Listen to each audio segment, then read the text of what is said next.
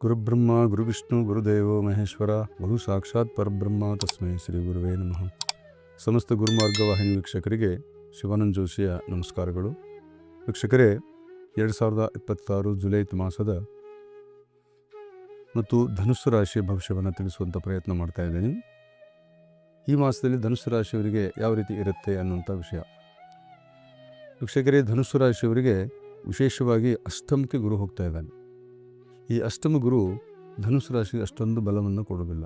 ಉಚ್ಚನಾಗಿದ್ದರೂ ಸಹ ಅದರ ಆಯುಷ್ಯ ವೃದ್ಧಿಯನ್ನು ಕೊಡ್ತಾನೆ ಅನ್ನುವಂಥದ್ದು ಒಂದು ಬಿಡಬೇಕು. ಅದ್ರ ಜೊತೆಗೆ ದಶಾಬಲಗಳಲ್ಲಿ ಗುರು ಏನಾದರೂ ಕೆಟ್ಟು ಹೋಗಿದ್ದರೆ ಈ ಅಷ್ಟಮದಲ್ಲಿ ಬರುವಂಥ ಗುರು ಆಪತ್ತನ್ನು ಕ್ರಿಯೇಟ್ ಮಾಡ್ತಾನೆ ಅಂತಕ್ಕಂಥದ್ದು ತಿಳಿಸ್ಬೋದು.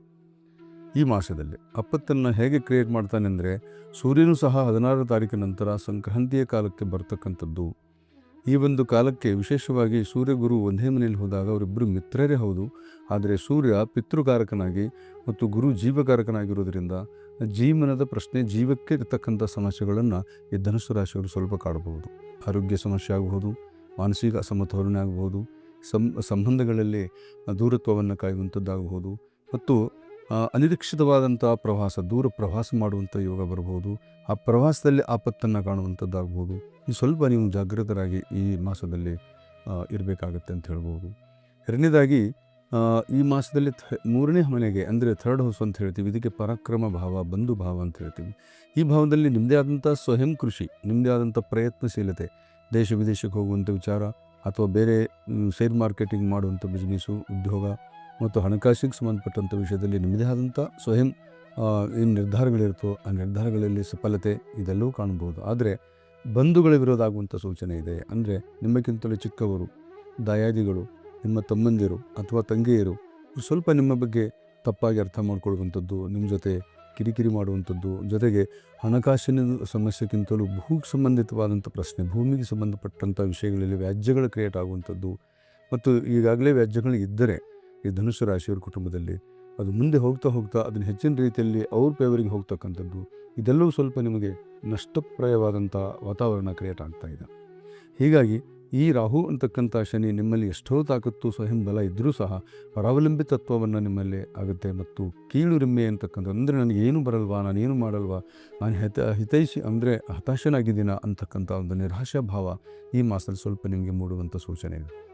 ಹಾಗಂತ ಹೇಳಿಬಿಟ್ಟು ಸಂಪೂರ್ಣವಾಗಿ ಕೆಟ್ಟ ಮಾಸ ಅಂತಲೇ ಹೇಳೋಕ್ಕಾಗಲ್ಲ. ಯಾಕಂದರೆ ಚತುರ್ಥದಲ್ಲಿ ಇರತಕ್ಕಂಥ ಶನಿ ತಾಯಿಯ ಆರೋಗ್ಯವನ್ನು ಸರಿ ಕೆಟ್ಟ ತಪ್ಪು ಮಾಡಿದರೂ ಕೂಡ ವಾಹನ ಪ್ರಾಪ್ತಿ ಯೋಗ ಅನ್ನುವಂಥದ್ದಿದೆ.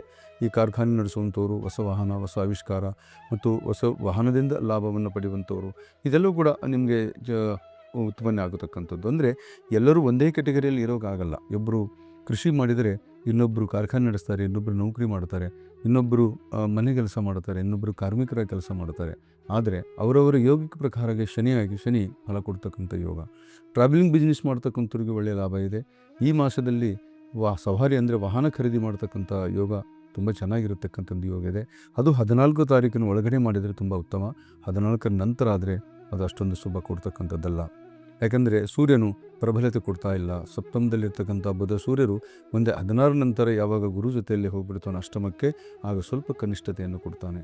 ಮತ್ತು ಬುಧ ಈ 7 ತಾರೀಕಿನ ನಂತರ, ವಿಶೇಷವಾಗಿ ಈ ಬುಧ 7 ತಾರೀಕಿನ ನಂತರ ನಿಮಗೆ ಮಿಥುನ್ ರಾಶಿಯಲ್ಲಿ ಪ್ರವೇಶ ಮಾಡ್ತಕ್ಕಂಥ ಗ್ರಹ ನಿಮಗೆ 14 ತಾರೀಕು ಅಂದರೆ ಒಂದು ವಾರದಲ್ಲಿ ದಾಂಪತ್ಯದಲ್ಲಿರ್ತಕ್ಕಂಥ ಏನು ಅಪಸ್ವರಗಳಿದೆ, ಅಶಾಂತಿಗಳಿದೆ, ಪರಸ್ಪರ ಭಿನ್ನ ಭೇದಗಳಿದೆ, ಅಲ್ಲಿ ಒಂದು ಒಳ್ಳೆಯ ವಾತಾವರಣ ಕ್ರಿಯೇಟ್ ಆಗುತ್ತೆ. ಅಂದರೆ ಈಗಾಗಲೇ ದಂಪತಿಗಳಲ್ಲಿ ತೊಂದರೆಯಾಗಿ ಕೋರ್ಟ್ ಕಚೇರಿ ಮೆಟ್ಲು ಏರಿ ಅಥವಾ ಡೈವರ್ಸ್ಗೆ ಹೋಗುವಂಥ ಮಟ್ಟಿಗಿದ್ದರೆ ಅದು ಪರಸ್ಪರ ಕೂತು ಮಾತಾಡಿಕೊಂಡು ತಮ್ಮ ಸಂಬಂಧಗಳನ್ನು ಮತ್ತೆ ಅಭಿವೃದ್ಧಿಪಡಿಸ್ತಕ್ಕಂಥದ್ದಕ್ಕೆ ಒಂದು ಅವಕಾಶ ಇದೆ. ಅದು ಒಂದು ವಾರದ ಕಾಲ ಇದೆ, 7 ತಾರೀಕಿಂದ 14 ತಾರೀಕಿನವರೆಗೂ.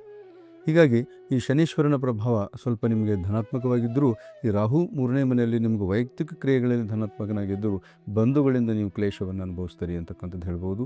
ಅದರ ಜೊತೆಗೆ ನಿಮಗೆ ಲಾಭ ಭಾವದಲ್ಲಿರ್ತಕ್ಕಂಥ, ಅಂದರೆ ಈ ಭಾಗ್ಯ ಭಾವದಲ್ಲಿರ್ತಕ್ಕಂಥ ಶುಕ್ರ ಮತ್ತು ಕೇತು ಇವರಿಬ್ಬರು ಕೂಡ ನಿಮಗೆ ಭಾಗ್ಯವನ್ನು ಕರುಣಿಸ್ತಾರೆ. ಕಾರಣ ಏನಂದರೆ, ಇಲ್ಲಿ ಸೂರ್ಯನ ಮನೆಗೆ ಹೋಗ್ತಕ್ಕಂಥ ಶುಕ್ರ 16 ತಾರೀಕಿನ ಒಳಗಡೆ ನಿಮಗೆ ಯಾವುದೋ ರೀತಿಯಲ್ಲಿ ನಿಮಗೆ ಆರ್ಥಿಕ ಸಮೃದ್ಧಿ ಜೊತೆಗೆ ಸನ್ಮಾನ, ಮಾನ, ಪ್ರತಿಷ್ಠೆ ಮತ್ತು ಪಿತೃವಿನಿಂದ ಪಿತೃ ಕಾರ್ಯಗಳನ್ನು ಮಾಡುವಂಥ ಯೋಗ ಬಂದುಬಿಡುತ್ತೆ.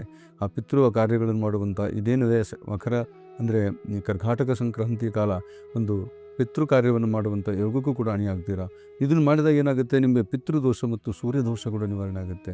ಬರುವಂಥ 1 ತಿಂಗಳ ಕಾಲ ಸೂರ್ಯ ಏನು ಅಷ್ಟಂಗೆ ಹೋಗ್ತಾನೋ ಆ ಕಾಲದಲ್ಲಿ ಇರ್ತಕ್ಕಂಥ ಪಿತೃದೋಷಗಳನ್ನು ನಿವಾರಣೆ ಮಾಡ್ಕೊಳ್ಳೋದಕ್ಕೆ ನೀವು ಆ ಸಂಕ್ರಮಣಕ್ಕೆ ಅಂದರೆ 16ನೇ ತಾರೀಕು 2027 ಜುಲೈ ತಿಂಗಳಲ್ಲಿ ನೀವು ಪಿತೃ ಕಾರ್ಯವನ್ನು ಮಾಡಿಕೊಳ್ಳೋದ್ರಿಂದ ಈ ಧನುಸ್ಸು ರಾಶಿಯವರಿಗೆ ಇರತಕ್ಕಂಥ ನಕಾರಾತ್ಮಕ ದೋಷಗಳು ತುಂಬ ಕಡಿಮೆ ಆಗಬಹುದು ಅಂತ ಹೇಳ್ಬೋದು. ಹಾಗೆ ಕೇತು 9ನೇ ಭಾಗದಲ್ಲಿ ಬಂದಾಗ ಸ್ವಲ್ಪ ಪಿತೃಗಳ ಶಾಪವನ್ನು ಕೂಡ ತೋರಿಸ್ಕೊಡ್ತಾನೆ. ಅದರಲ್ಲೂ ಮಾತಾಮಹಿ ಪಿತಾಮಹಿ ಅಂತ ಹೇಳ್ತೀವಲ್ಲ, ಹಾಗೆ ಈ ಪಿತಾಮಹಿ ಅಂತಕ್ಕಂಥ ವರ್ಗದವ್ರಿಗೆ ಅಂದರೆ ತಾತ ಮುತ್ತಾತ ಅಂಥವ್ರದಿಂದ ಸ್ವಲ್ಪ ನಿಮಗೆ ಶಾಪಗ್ರಸ್ತನಾದಂಥ ಯೋಗವನ್ನು ಕೂಡ ಕಾಣ್ತಾ ಇದ್ದೀವಿ.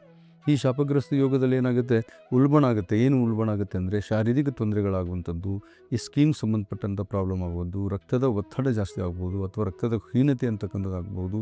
ಹೆಣ್ಣು ಮಕ್ಕಳಲ್ಲಿ ಅಂಡಾಣು ಪ್ರಕ್ರಿಯೆಗಳಲ್ಲಿ ಅಭಿವೃದ್ಧಿ ಕಾಣದೆ ಅವರಲ್ಲಿ ಏನು ಮಾಸಿಕವಾದಂಥ ಅಂದರೆ ಮಂತ್ಲಿ ಕ್ರಿಯೆ ಏನು ಸಮಸ್ಯೆ ಇರುತ್ತೋ ಆ ಸಮಸ್ಯೆಯಲ್ಲಿ ಏರುಪೇರಾಗುವಂಥದ್ದು, ರಕ್ತವನ್ನು ಹೆಚ್ಚಿನ ರೀತಿಯಲ್ಲಿ ನಷ್ಟ ಆಗುವಂಥದ್ದು ಇದೆಲ್ಲವೂ ಸಂಭವನೀಯವಾಗಿದೆ. ಹಾಗಾಗಿ ಧನುಸ್ಸು ರಾಶಿಯ ಮಹಿಳೆಯರು ಹೆಚ್ಚಾಗಿ ಮಾನಸಿಕ ಒತ್ತಡಕ್ಕೆ ಒಳಗಾಗುವಂಥ ಪ್ರಯತ್ನ ಮಾಡಬೇಡಿ. ವಿಶೇಷವಾಗಿ ಕೇತು ಮತ್ತು ಶುಕ್ರನಿಗೆ ಸಂಬಂಧಪಟ್ಟ ಅಂದರೆ ಅಮ್ಮನವರ ದರ್ಶನ ಜೊತೆಗೆ ಈ ಗಣಪತಿಯ ದರ್ಶನ ಮಾಡೋದರಿಂದ ಕೂಡ ಈ ಸ್ತ್ರೀಯರಿಗಿರ್ತಕ್ಕಂಥ ನಕಾರಾತ್ಮಕ ದೋಷ ಕಡಿಮೆ ಆಗತಕ್ಕಂಥ ಯೋಗ ಇದೆ. ಹಾಗಾಗಿ ಈ ಧನುಸ್ಸು ರಾಶಿಯವರು ಈ ಮಾಸದಲ್ಲಿ ಯಾವುದೋ ಒಂದು ಮಾಡ್ತಾ ಹೋದರೂ ಕೂಡ ವಾಹನ ತಗೊಳ್ಳೋದ್ರಲ್ಲಿ ತೊಂದರೆ ಇಲ್ಲ, ಭೂಮಿ ಕ್ಷೇತ್ರದಲ್ಲಿ ತೊಂದರೆ ಇಲ್ಲ. ಆದರೆ ಬಂಧುಗಳ ಭೂಮಿ ಇದ್ದರೆ ಖಂಡಿತವಾಗಿ ಅಲ್ಲಿ ನೀವು ಕೇಸ್ ಹಾಕೋದಾಗಲಿ, ಕೇಸನ್ನು ಮೂವ್ ಮಾಡಿದೆ ಈ ಮಾಸದಲ್ಲಿ ಆ ಕೇಸನ್ನು ಮುಂದೆ ತೊಗೊಂಡು ಹೋಗೋದೇ ಉತ್ತಮ. ಯಾಕಂದರೆ ಹಾಗೆ ನೀವು ಬಿಡ್ತಾ ಹೋಗ್ಬಿಟ್ರೆ ಯಾವುದೋ ಒಂದು ವ್ಯಾಜ್ಯದಿಂದ ನಿಮ್ಮ ನಷ್ಟವನ್ನು ಅನುಭವಿಸುವಂಥ ಯೋಗ ಕೂಡ ಕಾಣ್ತಾ ಉಂಟು. ಹಾಗಿರೋದ್ರಿಂದ ಯಾವುದಕ್ಕೂ ನೀವು ತಾವು ತಾಳ್ಮೆಯಿಂದ ವರ್ತಿಸಿ. ಮತ್ತು ಆ ಷಷ್ಠ ಭಾವದಲ್ಲಿರ್ತಕ್ಕಂಥ ಕುಜ ಸ್ವಲ್ಪ ಶತ್ರುನಾಶ ಅಂತೂ ಮಾಡ್ತಾನೆ. ನಿಮಗೆ ತುಂಬ ಜನ ವಿರೋಧಿಗಳು ಶತ್ರುಗಳು ಇರ್ತಾರೆ. ಆದರೆ ಆ ಶತ್ರುಗಳು ಏನೊಂದು ಕುಟಿಲತ್ವ ಇರುತ್ತೋ ಆ ಕುಟಿಲತ್ವವನ್ನು ನಷ್ಟ ಮಾಡುವಂಥ ಪ್ರಯತ್ನ ಕೂಡ ಮಾಡ್ತಾನೆ. ಹಾಗಾಗಿ ಆ ಕುಜನಿಗೂ ಕೂಡ ಅಂದರೆ ಸುಬ್ರಹ್ಮಣ್ಯನ ದರ್ಶನ ಸಹ ಮಾಡೋದ್ರಿಂದ ಈ ರೋಗ ಋಣ ಮತ್ತು ಈ ವೈರತ್ವ ಅಂತಕ್ಕಂಥದ್ದು ಅಂದರೆ ಶತ್ರುಗಳು ಇವರನ್ನು ನೀವು ನಿಗ್ರಹ ಮಾಡಬಹುದು, ರೋಗದಿಂದನೂ ಮುಕ್ತಿ ಆಗಬಹುದು. ಋಣ ಅಂದರೆ ದುಡ್ಡು ಹಣದ ಒಂದು ಕೊರತೆ ಏನು ನಿಮಗಿದೆಯೋ ಆ ಹಣದ ಕೊರತೆಯನ್ನು ನೀಗಿಸುವಂಥ ಪ್ರಯತ್ನ ಮಾಡ್ಬೋದು. ಯಾಕಂದರೆ ಈ ಕುಜ ಬಂದುಬಿಟ್ಟು ಋಣವನ್ನು ಕ್ರಿಯೇಟ್ ಮಾಡ್ತಕ್ಕಂಥ ಗ್ರಹ. ಅಂದರೆ ಈ ಯಾರಿಗೆ ಸಾಲ ಇಲ್ಲವೋ ಸಾಲವನ್ನು ಹೆಚ್ಚು ಮಾಡ್ತಕ್ಕಂಥ ಗ್ರಹನೇ ಕುಜ. ಆ ಕುಜನನ್ನು ಯಾವತ್ತು ಆರಾಧನೆ ಮಾಡಿದರೂ ಖಂಡಿತವಾಗಿ ನಿಮಗೆ ಈ ಋಣದಿಂದ ಮುಕ್ತರಾಗುವಂಥ ಯೋಗ ಇದೆ. ಹಾಗಾಗಿ ಈ ಮಾಸದಲ್ಲಿ ತಾವು ಕುಜನ ಒಂದು ಶಾಂತಿ, ಪಿತೃಗಳ ಒಂದು ಶಾಂತಿ ಮಾಡ್ಕೊಳ್ಳುವಂಥ ಪ್ರಯತ್ನ ಮಾಡಿ. ಅದರ ಜೊತೆಯಲ್ಲಿ ಈ ಕೇತುಗೆ ಸಂಬಂಧಪಟ್ಟಂಥದ್ದು ಗಣಪತಿಯ ಒಂದು ಆರಾಧನೆ ನೀವು ಮಾಡ್ತಕ್ಕಂಥ ಪ್ರಯತ್ನ ಮಾಡಿ. ಮತ್ತು ನಿಮ್ಗೆ ಯಾವುದಾದ್ರೂ ರೀತಿಯಲ್ಲಿ ಜಾತಕದಲ್ಲಿ ದಶಾಬಲಗಳಲ್ಲಿ ಏನಾದರೂ ಸ್ವಲ್ಪ ನಕಾರಾತ್ಮಕ ದೋಷಗಳು ಇದ್ದಿದ್ದು ನಿಜ ಆದರೆ ಇನ್ನೂ ಹೆಚ್ಚಿನ ರೀತಿಯಲ್ಲಿ ಸಮಸ್ಯೆಗಳನ್ನು ಕಾಣಬಹುದು. ಮತ್ತು ದಶಾಬಲ ಚೆನ್ನಾಗಿದ್ದು ಯೋಗಕಾರಕ ದಶೆಯಲ್ಲಿ ತಾವೇನಾದರೂ ಇದ್ದರೆ ಈ ದೋಷಗಳಿಗೆ ಒಂದು 50% ಕಡಿಮೆಯಾಗಿ ನಿಮಗೆ ಪರಿವರ್ತನೆ ಆಗುವಂಥ ಯೋಗ ಇದೆ ಅಂತ ಹೇಳ್ತಾ ಈ ಮಾಸದಲ್ಲಿ ತಾವು ಗಣಪತಿ ಮತ್ತು ಸುಬ್ರಹ್ಮಣ್ಯ ಹಾಗೆ ಸ್ವಲ್ಪ ಅಮ್ಮನವರ ದರ್ಶನವನ್ನು ನಾವು ಮಾಡೋದ್ರಿಂದ ಖಂಡಿತ ದೋಷ ಮುಕ್ತರಾಗ್ತೀರಿ ಅಂತ ಹೇಳ್ತಾ ಈ ಒಂದು ಧನುಸ್ಸು ರಾಶಿ ಭವಿಷ್ಯವನ್ನು ಮುಗಿಸ್ತಾ ಇದ್ದೀನಿ. ನಮಸ್ಕಾರ.